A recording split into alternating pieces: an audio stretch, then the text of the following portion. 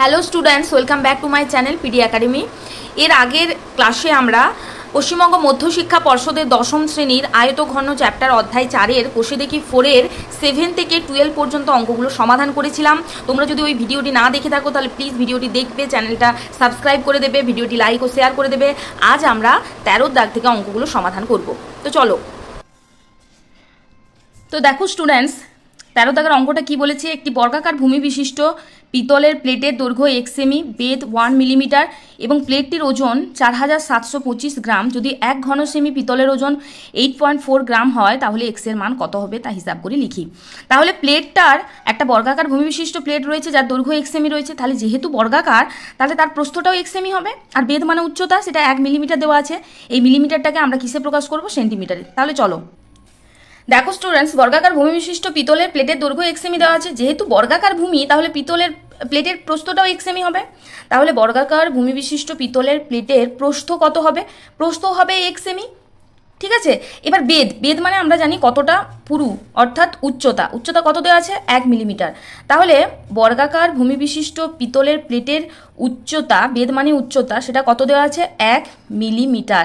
মিলিমিটারটাকে আমরা কিসে প্রকাশ করব? সেন্টিমিটারে। আমরা জানি মিলিমিটারকে সেন্টিমিটারে প্রকাশ করতে গেলে 10 দিয়ে ভাগ করতে হয়, তাহলে এটা হবে 1/10 সেমি। তো 1/10 সেমি মানে আমরা বলতে পারি 0.1 সেমি।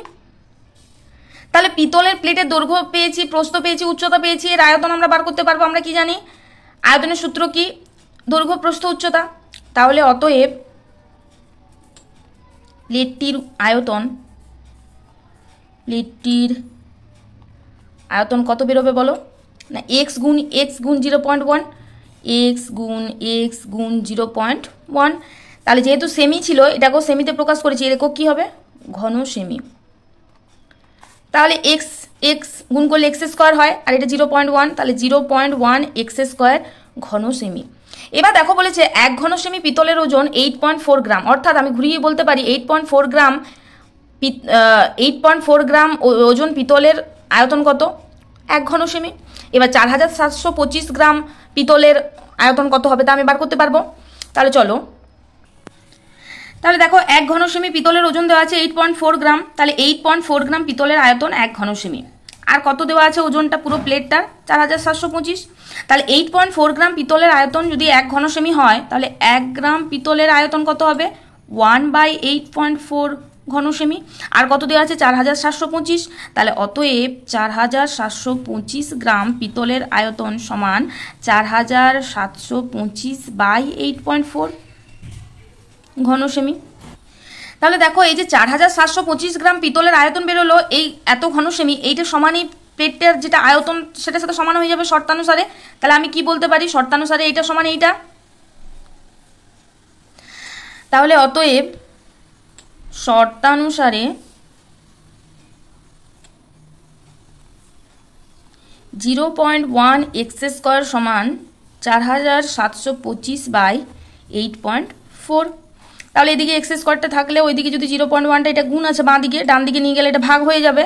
তাহলে এক্স স্কোয়ার সমান আমি বলতে পারি 4725/8.4। তাহলে এই হরের সাথে গুণ হবে, কারণ যেহেতু এটা এদিকে গুণ আছে, এদিকে গেলে ভাগ হয়ে যাবে। তাহলে 0.1। আচ্ছা, এই দশমিকটা তুলতে গেলে এখানে উপরটা 10 দিয়ে গুণ করতে হবে, আবার এই দশমিকটা তুলতে গেলেও এখানে 10 দিয়ে গুণ করতে হবে। তাহলে দেখো এটাকে যদি আমি 2 দিয়ে কাটি, 2 5 10, 2 4 8, 2 2 4। এটাকে যদি আমি দেখো 21 দিয়ে কাটতে পারবো, 21 2 42। এটাকেও 21 দিয়ে কাটতে পারবো, 21 2 42। 2 কত দিতে? 7, 5 দিতে 52 আছে, আবার 21 2 2 বসবে, 21 2 42। তাহলে এখানে 52 থেকে 42 বাদ দিলে 10, আর এখানে 5 105। তাহলে 21 5 105। আবার দেখো এই 2 এর সাথে এই 10টা কাটবে, 2 5 10। তাহলে এখানে আছে 225 গুণ 5 5 গুণ করলে কত হয়? 25। তাহলে এটা এক্স স্কোয়ার সমান আমি এটা পেয়েছি। অতএব এক্স সমান আমি কি পাবো? ওটা রুট হয়ে যাবে, স্কোয়ারটা উঠলে ডান দিকটা রুট হয়ে যাবে। তাহলে 225 গুণ 25, 225-এর রুট কি হয়? 15, আর 25-এর রুট কত হয়? 5। তাহলে 15 5 কত হয়? 75। তাহলে এক্স এর মানটা আমি কি ধরেছিলাম? এক্স এর মান ধরেছিলাম বর্গাকার ভূমি বিশিষ্ট পিতলটির প্লেট। আচ্ছা, এক্স এর মান বার করতে বলেছিল, যেটা বর্গাকার ভূমি বিশিষ্ট পিতলের প্লেটের দৈর্ঘ্য দেওয়া ছিল 1 সেমি, সেই এক্স এর মানটা বার করতে বলেছিল। তাহলে এক্স এর মান কত বেরোলো? 75। তাহলে অতএব এক্স এর মান 75, এটাই অ্যান্সার।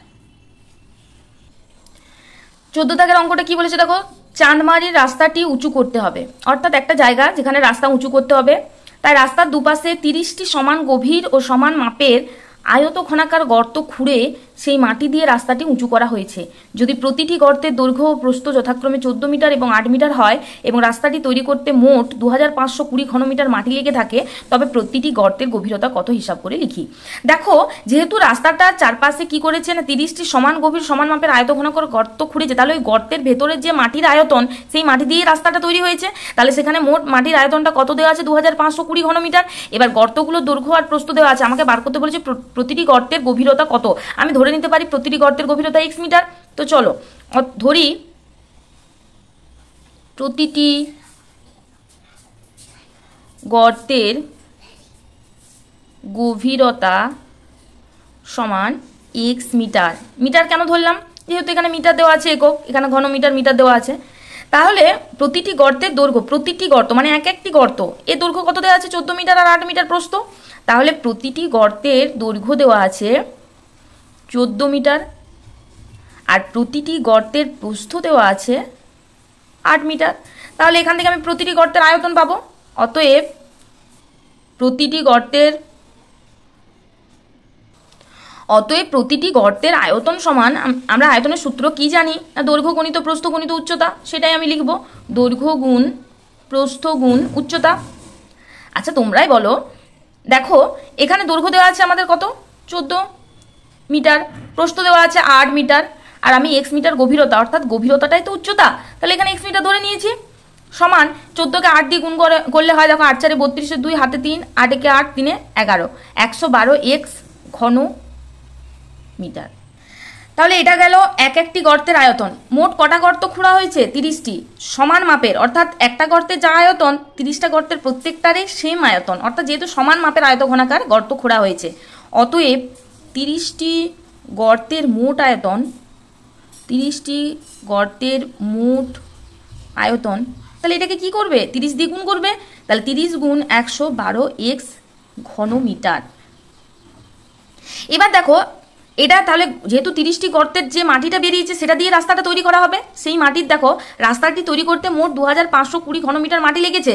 তাহলে 30টি গর্ত থেকে আমি গর্তটা খোঁড়ার পর যে মাটিটি আমি পেয়েছি তার আয়তন এটা, তাহলে এটার সাথে রাস্তাটা তৈরি করতে যে ঘনমিটার মাটি লেগেছে সেই দুটো তো সমান হবে, কারণ এই মাটিটা দিয়ে তো রাস্তাটা তৈরি করা হয়েছে। তাহলে শর্তানুসারে আমি বলতে পারি 30 গুণ 112 x সমান 2520। অতএব শর্তানুসারে কি বলতে পারি, 30 গুণ 112 x সমানে 2520, বা দিয়ে 112 x সমানে 30টা দিকে গুণ আছে, এদিকে গেলে ভাগ হয়ে যাবে, 2520 বাই 30, বা x সমান 2520 বাই 30 গুণ 112। কেন না, x এর সাথে তো এখানে 112টা গুণ ছিল, তাহলে এদিকে গেলে ভাগ হয়ে যাবে।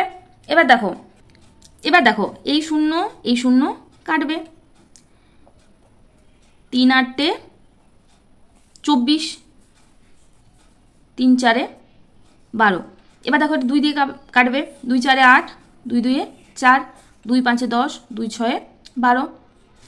এটা আবার কি দিয়ে কাটাকাটি যাবে, 7 8 56, 7 6 42। তাহলে x সমান আমি কত পেলাম, 6 এর 8। এটা কি ছিল, আমি x এর মান দেখো মিটারে ধরেছিলাম, তাহলে এত মিটারটাকে আমাদের কিসে প্রকাশ করতে হবে, তাহলে এটাকে যদি আমি সেন্টিমিটারে প্রকাশ করি তাহলে 100 দিয়ে গুণ করবো, তাহলে 6 এর 8 গুণ 100 সেমি। 2 4 8, 2 5 10, 2 2 4, 25, 2 3 6, 25 3 গুণ করলে কত হয়, 75 সেমি। তাহলে আমি x সমান কি ধরেছিলাম না, প্রতিটি গর্তের গভীরতা x মিটার ধরেছিলাম, এখানে আমি সেমিতে প্রকাশ করলাম। তাহলে অতএব প্রতিটি গর্তের গভীরতা 75 সেমি, প্রতিটি গর্তের গভীরতা সমান 75 সেমি। এটাই হলো অ্যান্সার। নেক্সট অঙ্ক 15 দাগের কি বলেছে দেখো, ঘনকাকৃতি একটি সম্পূর্ণ জলপূর্ণ চৌবাচ্চা থেকে সমান মাপের 64 বালতি জল তুলে নিলে চৌবাচ্চাটির 1/3 অংশ জলপূর্ণ থাকে। চৌবাচ্চার একটি ধারের দৈর্ঘ্য 1.2 মিটার হলে প্রতিটি বালতিতে কত লিটার জল ধরে তা হিসাব করে লিখি। তাহলে চৌবাচ্চাটা ঘনকাকৃতির, যে 64 বালতি জল তুলে নেওয়া হয়েছে সেই জলের যা আয়তন সেটাই হচ্ছে চৌবাচ্চার, যেটা জলটা তোলা হয়েছে 64 বালতিতে যতটা জল ধরেছে সেটার আয়তন সমান হবে। তাহলে এখানে কি বলেছে, প্রতিটি বালতিতে কত লিটার জল ধরে। তাহলে দেখো আমি ধরে নিতে পারি, ধরি সম্পূর্ণ চৌবাচ্চাটি 1 অংশ, ধরি সম্পূর্ণ চৌবাচ্চাটি 1 অংশ। এই যে পুরো চৌবাচ্চাটা আছে এটা যদি আমি 1 অংশ ধরি, দেখো এই যে 2/3 অংশ যেটা সম্পূর্ণ ভর্তি ছিল চৌবাচ্চাটা, সেটা 64 বালতি জল তুলে নিয়ে আমাদের এই যে বাকি 2/3 অংশ চৌবাচ্চার যে জলটা খালি রয়েছে, সেই যে জলটা তুলে নেওয়া হয়েছে সেই জলটা যা আয়তন 64 বালতি জলের আয়তন সমান, কারণ এই 64 বালতি জল তুলে নেওয়ার পরেই তো এই যে 1/3 অংশ জলটা পড়ে রয়েছে। তাহলে দেখো এটা একটা ঘনকাকৃতি চৌবাচ্চা যার দৈর্ঘ্য 1.2 মিটার, প্রস্থও 1.2 মিটার হবে, উচ্চতাও তাহলে উচ্চতাটাও 1.2 মিটার হবে। আর এই যে 2/3 অংশটা দেখানো হয়েছে, অর্থাৎ এটা তুলে নেওয়া হয়েছে জলটা, আর 1/3 অংশ জলটা রয়েছে। তাহলে আমি ধরি সম্পূর্ণ চৌবাচ্চাটি 1 অংশ, 2/3 অংশ জল তুলে নেওয়া হয়েছে।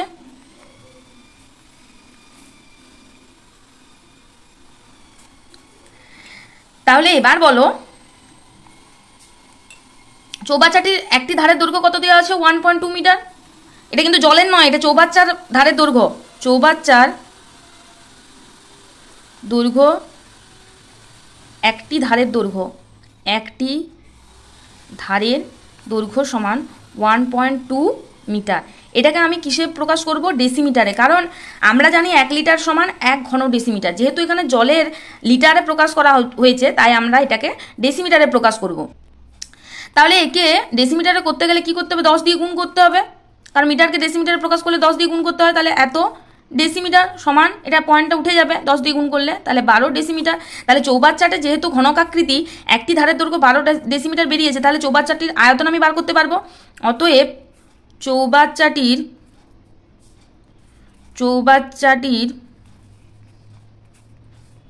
আয়তন সমান 12 কিউব, কারণ আমরা জানি বাহুর দৈর্ঘ্যের কিউবটাই হচ্ছে আয়তনর ঘন ডেসিমিটার।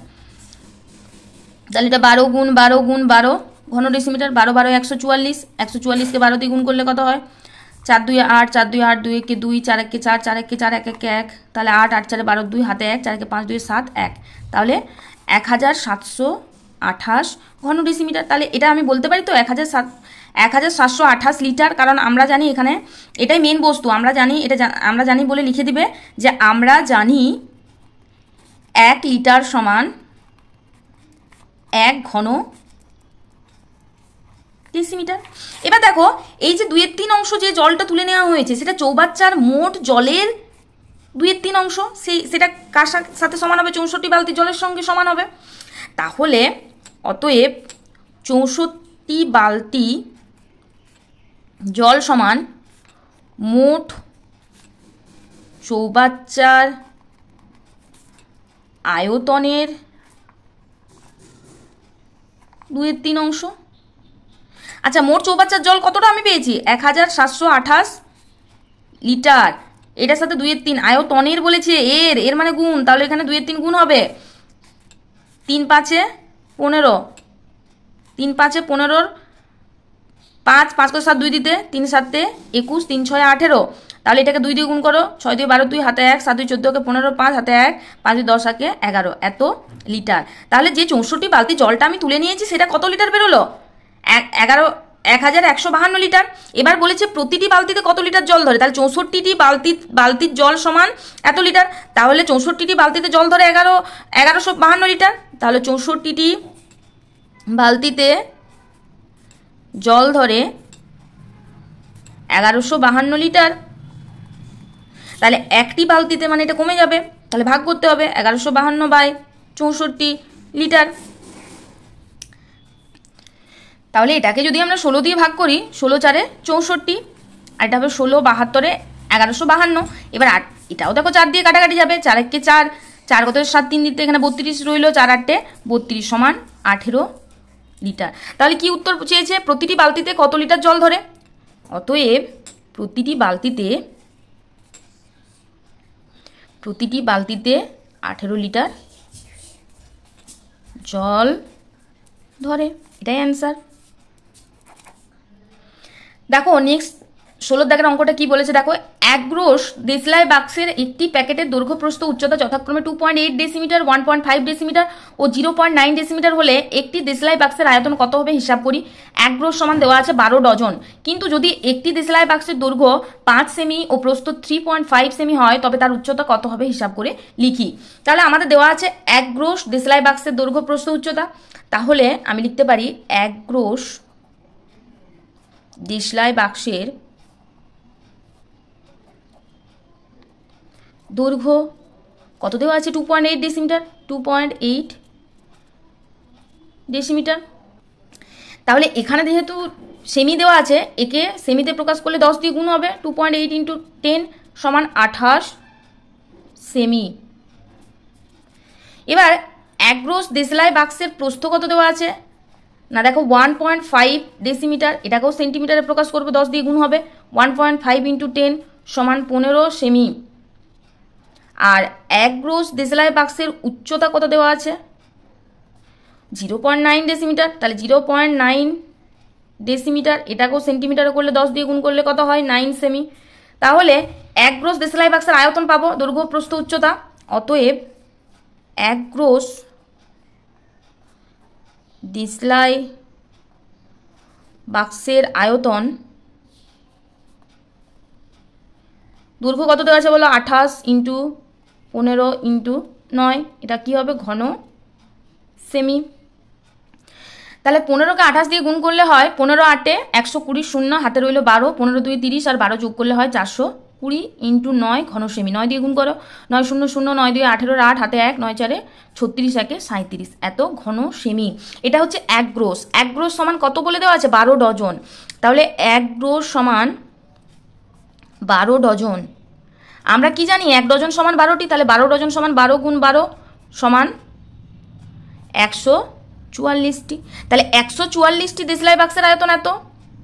তাহলে একটি দেশলাই বাক্সের আয়তন কত হবে, তাহলে অতএব 144টি দেশলাই বাক্সের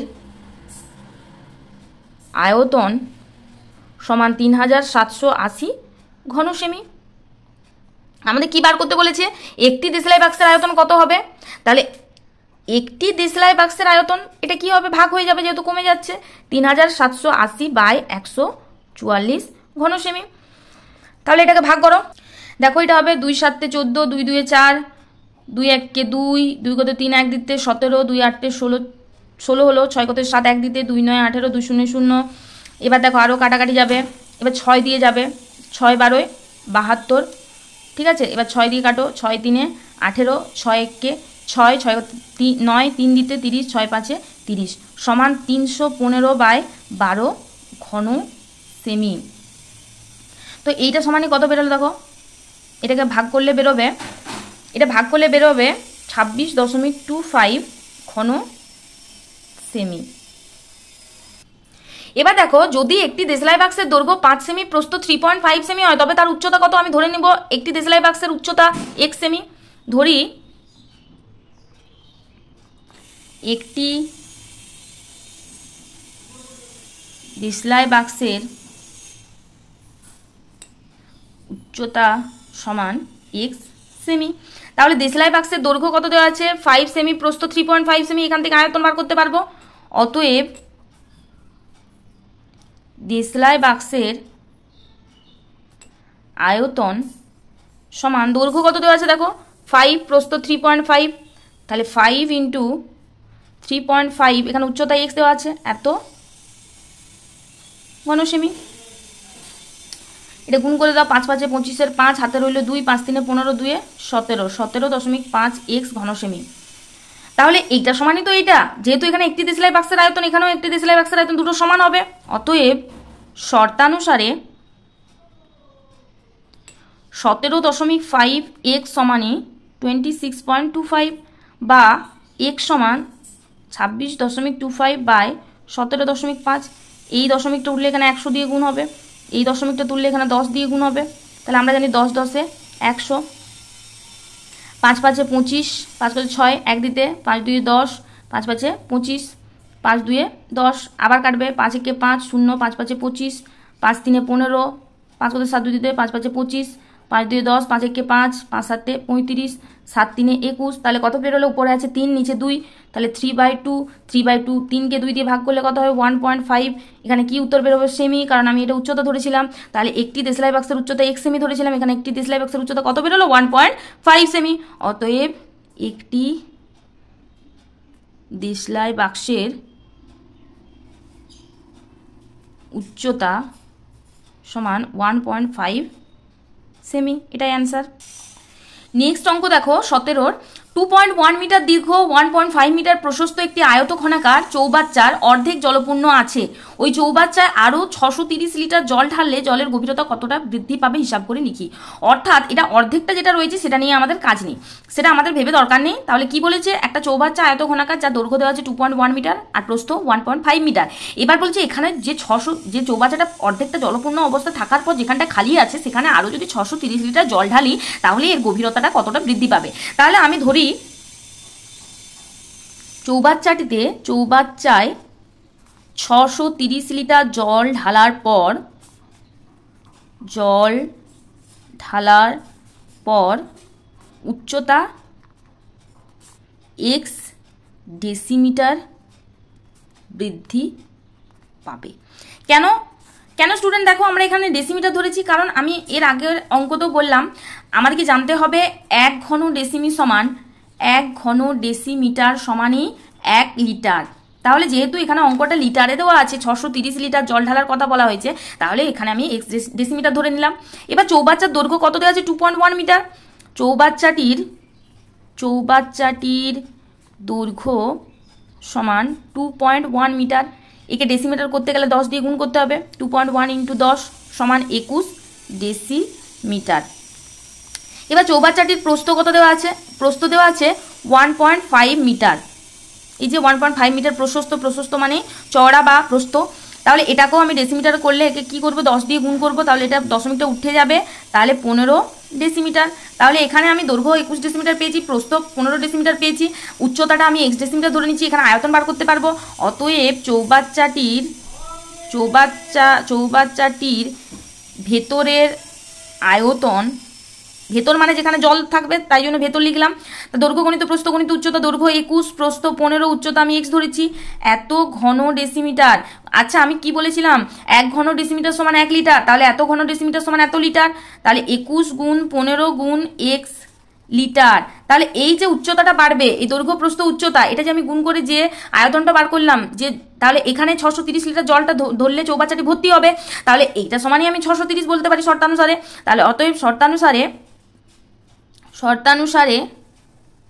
21 × 15 × x সমানই 630, বা এখান থেকে x সমান আমি কি করতে পারি? 630/21 × 15, 3 দিয়ে কাটবে, 3 2 6, 3 1 3, 3 0 0, 3 5 15, আবার এটা 21 দিয়ে কাটবে, 10, 5 2 10 সমান 2।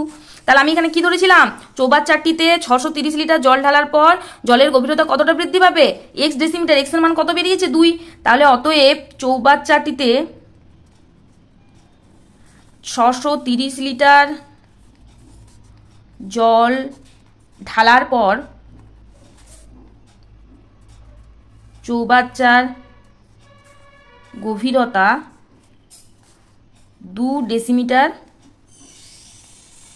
বৃদ্ধি পাবে, এটাই অ্যান্সার। তাহলে ফ্রেন্ডস আজকে এই পর্যন্তই। ভিডিওটি যদি ভালো লেগে থাকে তাহলে প্লিজ লাইক ও শেয়ার করে দাও। কোনো কিছু প্রবলেম থাকলে কমেন্টে প্লিজ বলো, অসুবিধাটা কোথায় আছে তোমাদের। দেখা হচ্ছে নেক্সট ভিডিওতে। তোমরা ভালো থেকো, সুস্থ থেকো। Thank you.